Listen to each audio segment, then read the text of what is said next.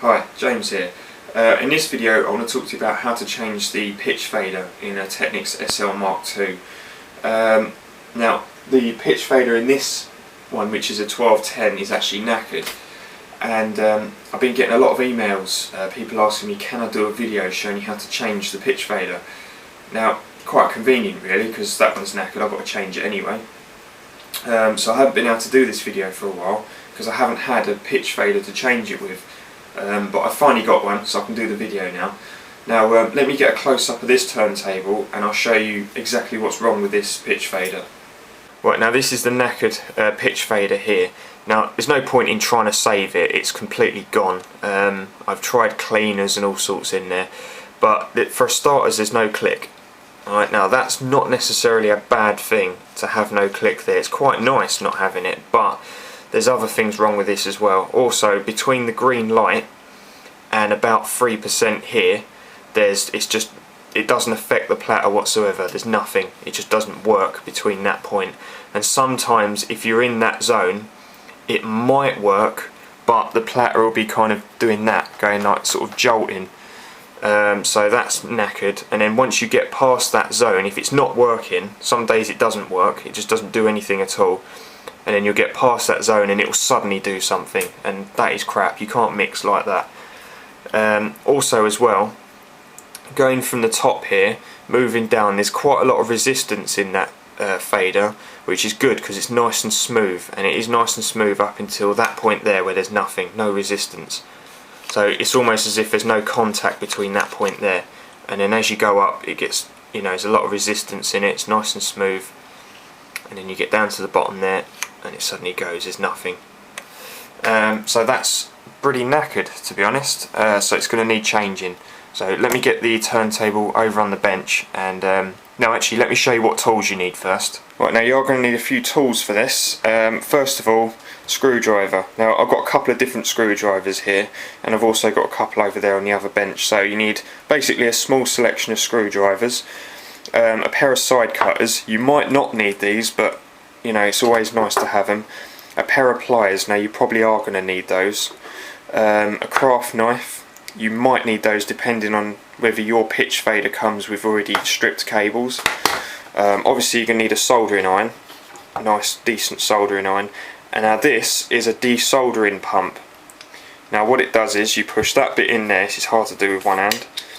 You melt the solder on the joint, you press that button, and that bit pops out and it sucks the solder away from the joint. Now you don't need one of those. I'm going to use one just to make it easier, but it's not a necessity, you don't need one of those. Obviously some solder and some masking tape. I'll explain why in a minute, and also a marker pen. So just a few basic tools and you'll be able to do this. It's fairly straightforward, so let's get to it. Right, now first of all you need to actually take everything off of the top of the turntable that's removable, like the cartridge, the counterweight and all that kind of stuff. So take everything off that you can actually remove, and that includes the platter as well. Right, now there's one more thing that you don't normally take off when you're turning the turntable upside down, but we're going to take off this time for obvious reasons, which is the little knob for the pitch fader. Now normally there should be a little foam disc underneath here to stop it from scratching on there, but there isn't on this one, so never mind. If yours hasn't got it, it doesn't matter, but be warned, there could be a little bit of foam underneath here. Now when you turn your turntable upside down and put it down, you don't want to put it on a flat hard surface like this, because you're just going to damage the tone arm. So as usual I'm going to suggest that a cushion there just to cushion it and soften it. And then when you carefully put the turntable upside down on top of the cushion, you're not going to damage the tone arm. Right, okay, now as usual when you're taking the bottom of the turntable off, you need to take off all the feet and remove all of the 50,000 screws along the bottom here. And if you don't know how to do that, then there's another link in the description showing you how to take these screws out in more detail. Right, okay, now once you've taken all the screws out, you can just go ahead and peel this bottom rubber piece off, like this, and put that up out of the way, like that. Right, now, the piece you want to get to is here.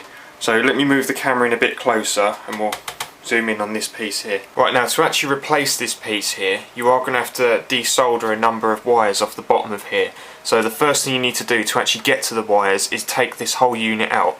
Now there's only 2 screws holding it on, okay? There's one there and one there. So either side there's 2 screws. Now on this screw here, there's a little earth strap connected to that. Now you want to make sure that you don't damage that and be careful with it, because that's got to go back on. So simply just take your screwdriver and just take the screw out of both ends, and make sure you put the screws somewhere safe and don't lose them.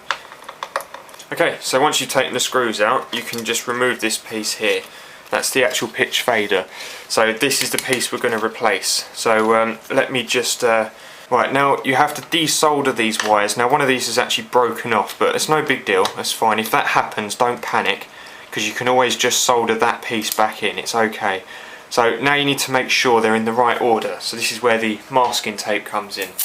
So grab a piece of masking tape and basically, get them all in line in the right order that they are. So it's brown, red, orange, yellow, and basically just stick tape across all of them like that. Can you see that? Yeah. So they're all basically stuck in the right order like that. And then grab your pen and on the top write up like that. So you know that when that up is facing up, they're all in the right order, and you can put them all back in the right order. Okay, now to desolder these, okay, you could use, like I say, a desoldering pump like this. But I'm not going to use this because I'm sure a lot of people haven't got one of these. So I'm going to show you the way you can do it without one of those. Okay, so time to desolder these now. So the first thing you need to do is clean the tip of your soldering iron off with I'm just using a damp bit of tissue. You should probably use a bit of sponge or something properly. And then just apply a bit of fresh solder to the tip just to keep it clean. Right, now all you need to do for this is just hold the back of the wire, touch the soldering iron tip on the wire you want to desolder and keep pulling on it, and it will just come straight out like that. Okay, that's all you need to do. Any more than that and you can melt the contacts on the circuit board and they'll come off. So all you need to do is literally touch the heat on and then just pull them out like that. Now let me just do this last one.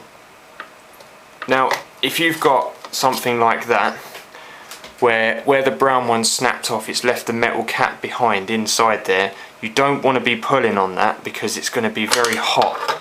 So you want to grab it with a pair of pliers and then put the heat on there, and then you, and then you can just pull that away like that. Right, now this is the unit I'm replacing it with, and oh, this one's very smooth, and it also clicks as well, which the other one didn't. And this is the old one. You can see the difference. This one's a lot cleaner and newer. Now this one has actually got all the bits soldered on for me, all the potentiometer and the LED, so I don't have to swap those over. But if yours hasn't got that, then you use the same technique to desolder these and swap the components over. And the LED is just held in with one screw there, so you just have to take that screw out and solder it back in. So we're going to put this on now. Now on this one, I don't know if you can see that, but it's actually got YEL, ORG, red and BRN. Okay, so yellow, orange, red, brown. So you know what colours go where. But if it hasn't got that, you've always got your bit of masking tape to help you out. Now your new unit probably won't have any solder in the holes, which is a good thing, because what you want to be able to do is poke the wires through the holes and then solder them in.